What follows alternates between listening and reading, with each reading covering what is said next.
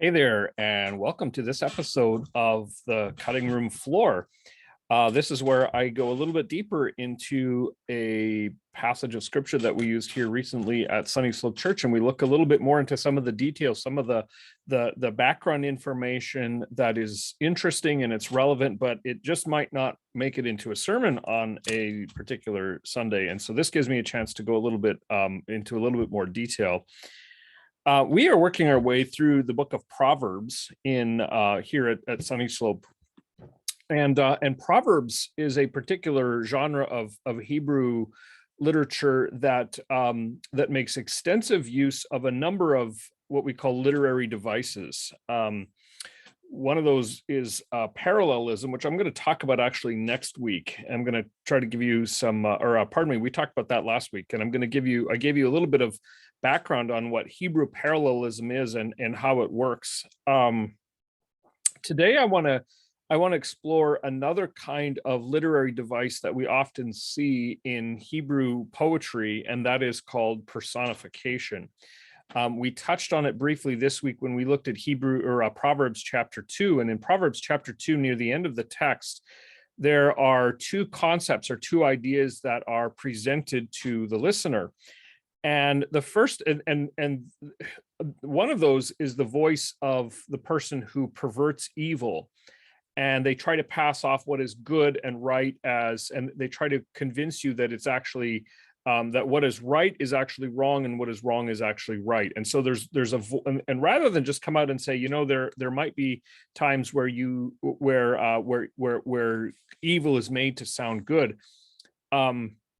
What the author does is he actually employs personification. He makes it sound as though there's a person actually speaking to you and trying to entice you. And then the second voice, there's the two voices. The first one is the one who tries to make wrong sound like it's actually right. And the second person is the one who makes wrong actually sound exciting and enticing and attractive.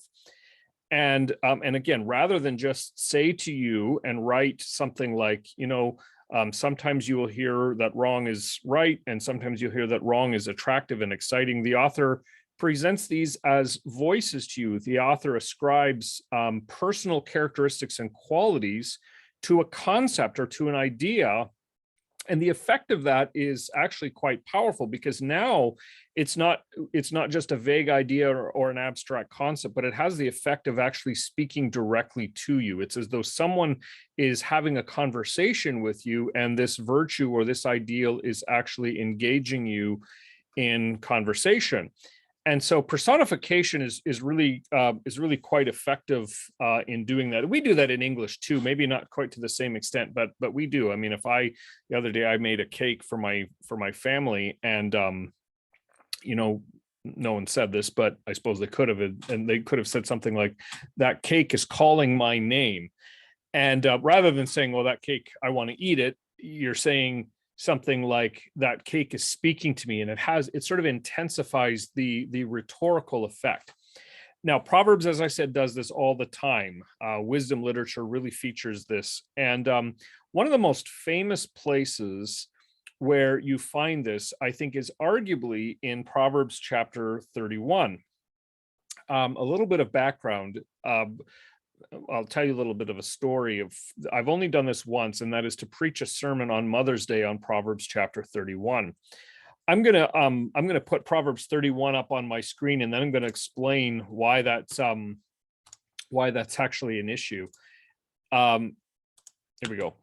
In Proverbs 31, and I'll just put this front and center here. Proverbs 31 features a section of text that we sometimes call the Proverbs 31 woman. And it gives a lengthy description of a woman who fears God. And it really sets the standard for it starts off by saying an excellent wife who can find, right there. And then it goes on to describe everything that this wife does. She's more precious than jewels. Her husband trusts her. She goes out and works during the day, and she provides food for her household. She engages in commerce in the community. She's very wealthy and successful in business. She works day and night. And so in some circles, it's somewhat traditional to preach this passage or to reference this passage on Mother's Day. And I have done that. I've done that once. Now I will, and I won't do it again. And I'll tell you why. It's not that, I mean, I happen to be married to someone that I think meets many of these qualities, and she's really a, picture of excellence and nobility. But the challenge here, I think, is a couple things. Number one, this text, if you preach it just as, here's what a godly woman is like, in some ways, the effect is that it ends up leaving you thinking that this is a standard that you have to attain, and it's something that you have to live up to. Now, that's not entirely wrong, but in the context of Mother's Day, it's kind of like, hey, here's what you need to be. And most mothers that I know struggle already with feeling like, am I doing a good enough job? And so then they come to church and they hear all these things that they really should be doing. And boy, a lot of them start feeling like, well, I'm not ever going to live up to that. But there's another reason, and that is that I'm not convinced, and there is some scholarly debate on this. So this is why, it's a little bit of a rabbit trail, but I'm not convinced that this text is primarily meant to be a picture of the excellent woman. And I'll explain what I mean by that. Let me just, I'm gonna show you here, 1 second. I'll show you, whoops. I'm going to show you this screen here. Oops, I should clear off my old drawing here. Here is this is a word study. Now I'm only going to show you this for just a second. This word study captures that first word in the text of Proverbs 31, beginning at verse 9, where it talks about an excellent wife who can find. Well, the thing about it is that the word that's used there, the Hebrew word, is a word that isha. It can mean, as you see here, it can mean woman, womans, women, but it can mean wives. It can mean, widow. It can also refer to prostitutes and concubines as well, though those, as you see, those occurrences are exceptionally rare, only 3 times out of something like 700 occurrences. So my point in this is that the word there that is sometimes translated as woman could just as easily be the word that's sometimes translated as wife could just as easily be translated as woman. And so then we're left with the question of, well, what does this woman look like? Now, I'm going to take this a step further, and I'm going to suggest to you that what the writer of Proverbs is actually doing is not so much setting a standard for women everywhere, but actually he's concluding the book with this sort of epilogue. He's concluding the book of Proverbs with an epilogue that takes everything that we've learned about wisdom so far and personifies it and describes it as a person. And it's not to say that any of these things, don't apply in terms of, how we ought to live, but it is to say that it's not just about here's what women and wives especially need to strive for. It's about saying this is what wisdom looks like. And I'll show you one of the reasons why I think that this is the case. If you compare the language of Proverbs chapter 31, you begin to see that there are links, there are rhetorical links to other passages in the book of Proverbs. Now, what I've done here is I've highlighted them. I'll see if we can do this real simply here. On the right here on the left here is the text of Proverbs chapter 31. Oh, I said it earlier. It said it begins at verse 9. It actually begins at verse 10. And then on the right, I'm going to show you some different references to different texts, and hopefully you'll begin to see the linkage. And then you'll begin to see that perhaps what the writer of Proverbs is doing is that he's taking everything that we've already studied in wisdom, everything he's already told us, and he is personifying it. So take a look here. Proverbs chapter 31, verse 10. An excellent wife or an excellent woman, we've already looked at that word, who can find, she's more precious than jewels. And then right away we go here to chapter 3, verse 15. And we actually see the one who gains and finds wisdom is more precious than jewels. And so there's a thematic link there. The same thing here.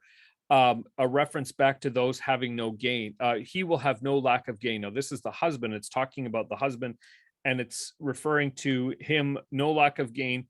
Again, better than gain from silver, the one who gains understanding. So again, a link here that says it's the one who seeks after wisdom that lacks nothing. And so, it's possibly suggesting this idea of this rhetorical connection of wisdom and the pursuit of wisdom. Let's go to another reference here.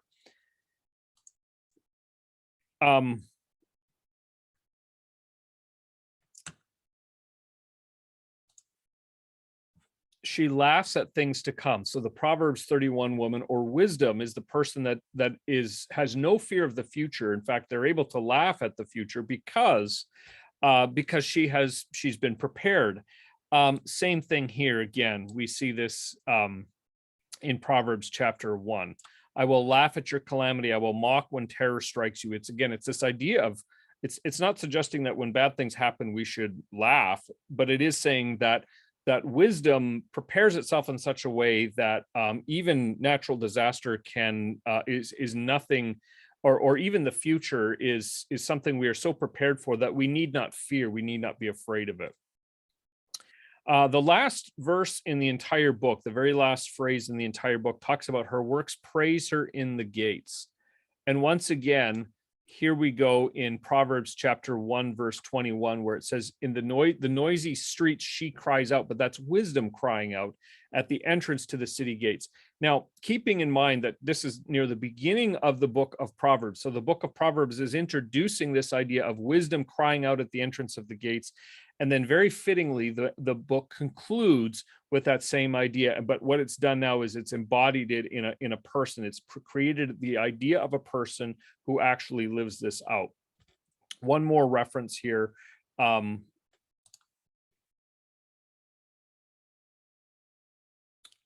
Yeah, one more. Here we go. Oh, it's in, let's go to chapter 8.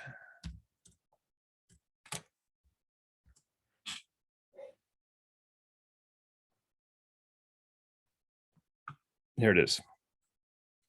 And let me get those other drawings off the screen again. In Proverbs chapter 8, we're going to actually look at this upcoming Sunday, and you're going to hear the voice of wisdom. Again, wisdom is personified. Wisdom is actually, and it's a very lengthy personification in which wisdom speaks at great length to us and appeals to us. And one of the things that wisdom itself will say is that the fear of the Lord is hatred of evil. And then again, we read in chapter 31, verse 30, a woman who fears the Lord is to be praised. Now, this link, of course, this is only just one example. There are other places in Proverbs chapter 1, verse 7, to name at least one other place where it talks about wisdom being a connection to the fear of the Lord. So once again, I think what the author is doing is he's taking all these qualities and all these attributes of wisdom, and rather than just going through a list, he could say, he could give us a list that says wisdom is this and it's this and it's this, but that's not rhetorically very effective. It's much more powerful to create a picture in our mind of a person. And yes, of course, that person could be a wife, it could be a woman, could be a mom, a dad, a parent, but it actually reflects the character of anyone who pursues and embodies wisdom. This is just a little background, and our text for this past week wasn't Proverbs 31, but it is interesting to know that Proverbs 31 is also an acrostic poem. That's another literary device that was frequently used in the Old Testament, where you get it's like the cards that your kids make you when you're really little, and M is for magnificent and O is for, I don't know what O would stand for, I guess, as a compliment. But you get the idea. If they're trying to spell out mother, and then they give you an attribute for each thing. And Proverbs 31 is like that. It's an acrostic poem. Every stanza begins with a new letter of the Hebrew alphabet, or every line. So again, it has that poetic impact. Now, again, to be clear, I'm not saying that that this is something that we are, I'm not saying this doesn't apply to your wife, to your mother, to your grandmother, or to godly women everywhere. It certainly does, but I think it's bigger than that. I think it's a message not just for women, but for all of God's people who strive to live out the calling of wisdom. So there you have it. A little bit about personification. Personification has this powerful effect of of putting flesh and bone around an idea and a concept, and has a very powerful rhetorical effect on us, and it can help us understand in the text all the greater. Hope you found that interesting. Don't forget to subscribe and like and leave a comment, and catch me next week. We'll see you then.